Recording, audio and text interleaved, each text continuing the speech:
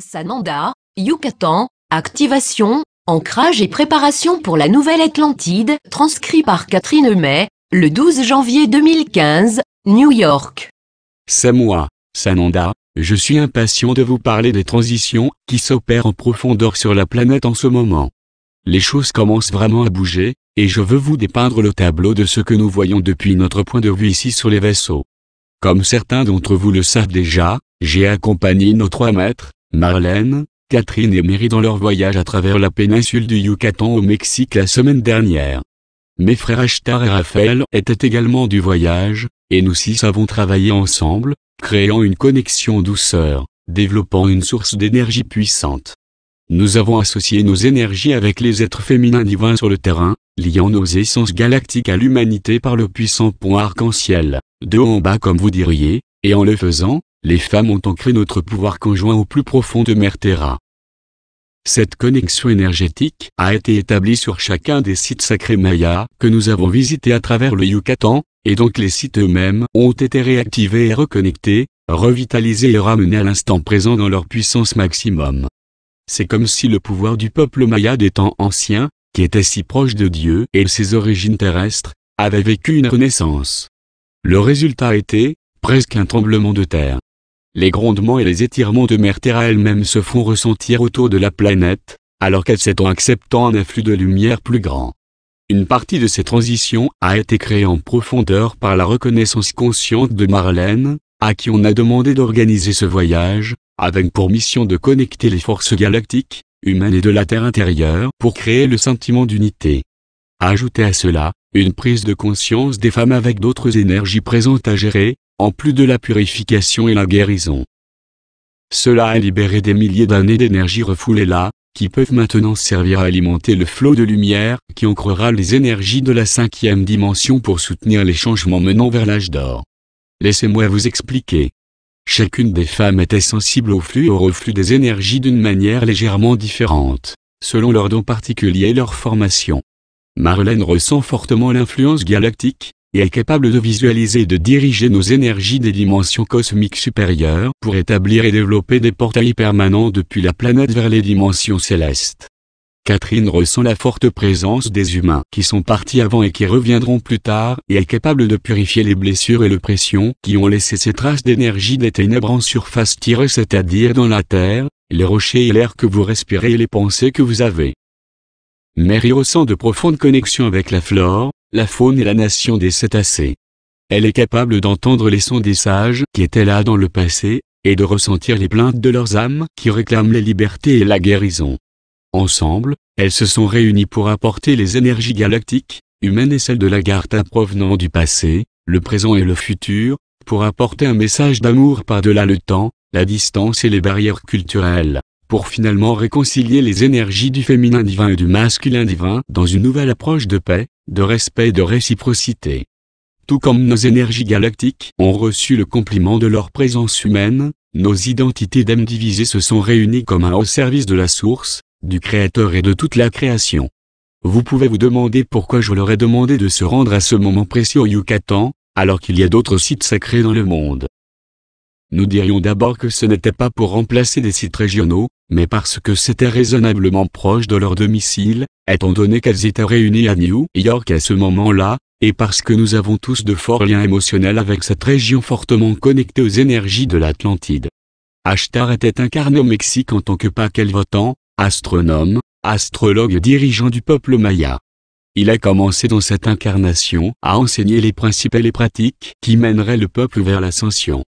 C'était un grand plaisir pour lui, comme il me l'a dit à l'instant, de nous avoir accompagnés durant ce voyage pour continuer le travail, pour libérer son peuple bien-aimé des liens du colonialisme et continuer à élever la conscience du peuple mexicain, qui continue à ressentir la profonde spiritualité de leurs ancêtres. Les pyramides du peuple maya sont directement liées aux pyramides égyptiennes parce qu'elles reflètent toutes deux une profonde connaissance des étoiles qui provient de l'Atlantide par les grands prêtres qui ont diffusé cette connaissance aux coins les plus reculés de la planète dans les derniers jours avant l'engloutissement du continent perdu. Personne ne voulait revivre la désastreuse utilisation de technologie qui s'est produite en Atlantide, et donc les enseignements ont été gravés dans la pierre comme message pour l'humanité à venir.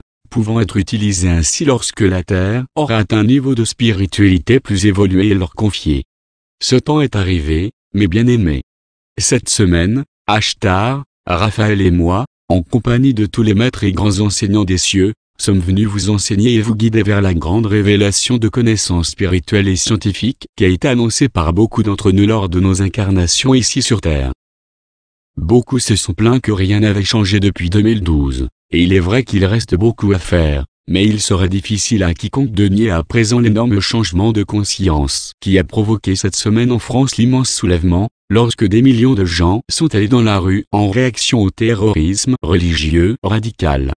Lundi, mardi et mercredi, alors que nous arpentions les routes à travers Koba, Ekbalam et Chichen-Itza où les guerriers avaient leur terrain d'entraînement, nous avons apporté la paix, la guérison et le pardon pour enterrer définitivement les conflits entre les cités-États mayas et plus tard entre les peuples indigènes et les envahisseurs coloniaux.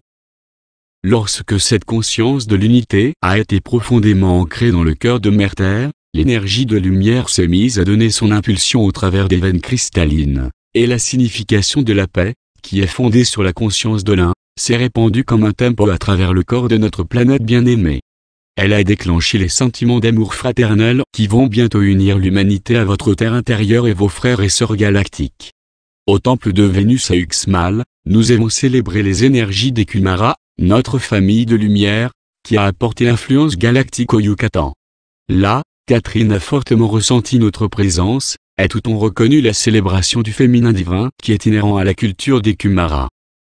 Là, nous avons guéri les âmes des gardiens de la terre qui étaient restés pour veiller sur leur héritage, libérant les réfugiés qui avaient souffert de la guerre et qui avaient fui mais qui ne pouvaient pas trouver le repos, leur permettant d'entrer finalement dans la lumière. Vous voyez maintenant le sommet de la vague qui a commencé avec le printemps arabe en 2011 et qui s'est maintenant développé en une marche vers la liberté, la fraternité et l'égalité entre les peuples du monde. Ce n'est que la première phase de l'unité qui émerge du chaos en présence de l'amour. Vous verrez davantage de nouveaux schémas de réaction inspirés par la lumière face aux actes de terreur et de destruction délibérément provoqués par les ténèbres. C'est un antidote puissant à la peur, l'esclavage et l'oppression, le triomphe de la lumière sur les ténèbres qui est la réaction naturelle aux vagues successives de lumière en provenance du grand soleil central, et à la cristallisation de votre ADN. Le travail que nous avons accompli cette semaine a créé des chemins d'accès en surface, des portails en haut et en bas, et a réactivé des canaux électromagnétiques longtemps en sommeil entre les pyramides et en elles, et qui sont des points de connexion vitale de communication et des voies pour la navigation de nos vaisseaux galactiques. Cela a également complété le travail effectué durant les 2 dernières années par Marlène Abimini, où elle a dirigé un groupe pour activer le cristal d'émeraude, et par Catherine à Porto Rico, où elle a activé les énormes dépôts de cristaux d'Eliuk. Le 3e point du triangle reliant ces cités était Isla Mujre, le point le plus à l'est du Mexique, où notre trio féminin en a accompagné d'autres pour réunir le féminin divin et le masculin divin. Isla Mujre, l'île des femmes, était connue pour abriter un monument sacré dédié à la déesse Neufchel, la déesse de la fertilité, de la médecine et de la nativité. N'est-il pas pertinent que cette petite île de la mer des Caraïbes ait été réputée par le peuple maya comme un lieu de grand pouvoir et de créativité? C'est le point d'ancrage, le canal utérin, diriez-vous, à partir duquel Mère Terra donnerait naissance à la nouvelle Atlantide.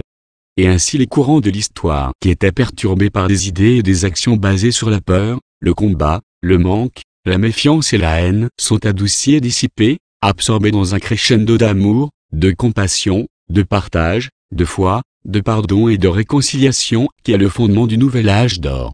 Nous sommes conscients qu'il y aura des bouleversements au cours de ce gigantesque changement vers la lumière.